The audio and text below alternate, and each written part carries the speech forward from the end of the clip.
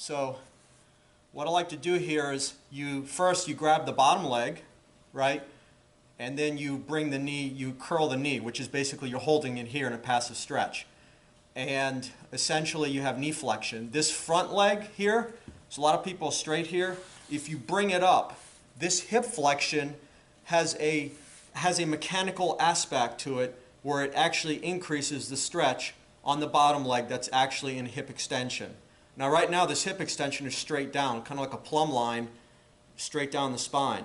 Now I like to use this front leg here, the top leg, as a doorstop.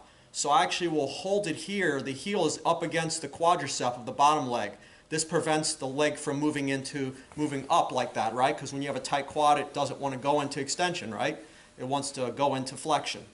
Now the quadriceps is made of 4 muscle groups. The one in particular that I find this really hits, besides the three, the vastus medialis, the lateralis, and the intermedius, is the rectus femoris, which is the only muscle of the 4 that's a biarticular muscle. In other words, it crosses 2 joints. Okay, so it actually contributes with hip flexion, not just knee extension.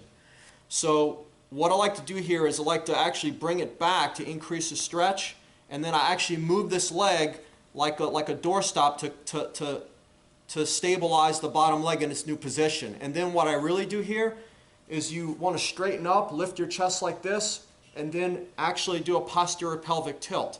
So you actually want to tuck, because that one biarticular muscle, the rectus femoris, so it's going to want to pull the spine into extension.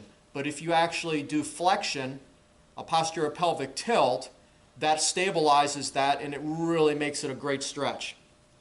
Another thing I like to do is with this ankle, sometimes you can leave it like this, but if you do this, it increases the stretch even more, I find. And so what I do is I'll straighten up here and just maintain that posterior pelvic tuck and just hold it. And it's just an absolutely phenomenal stretch. I'll show you from a different angle. Okay, so this angle is very good. So you have both legs straight here, right?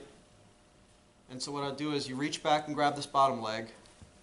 So if you're really tight, you want to start up here, okay?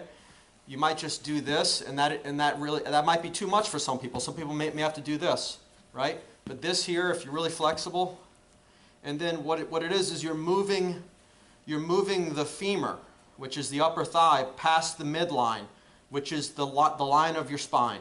Okay, so right here it's right in line. This is slightly back. Then I use the top leg as a doorstop. I dorsiflex the ankle to really lock it in, and then I pelvic tilt. Now another thing that happens, the reason why doing this on the floor is good, is because when people have tight quadriceps, okay? When people have tight quadriceps and they do this, let me show it to you. So they'll do this. When they grab it, sometimes if they're tight, their hip will go into abduction or will move out. It's almost like a tight muscle doesn't want to be loosened sometimes, you know? It's like a creature of habit. It's just tight. So one of the ways is a person will move it in. That really makes it more taut, feels a stretch, right? Well, when you're on the ground, you don't have that problem because the ground isn't going to move. There's no give there, right? So you're not going to have that hip jet out. So this really locks it in and increases the stretch phenomenally.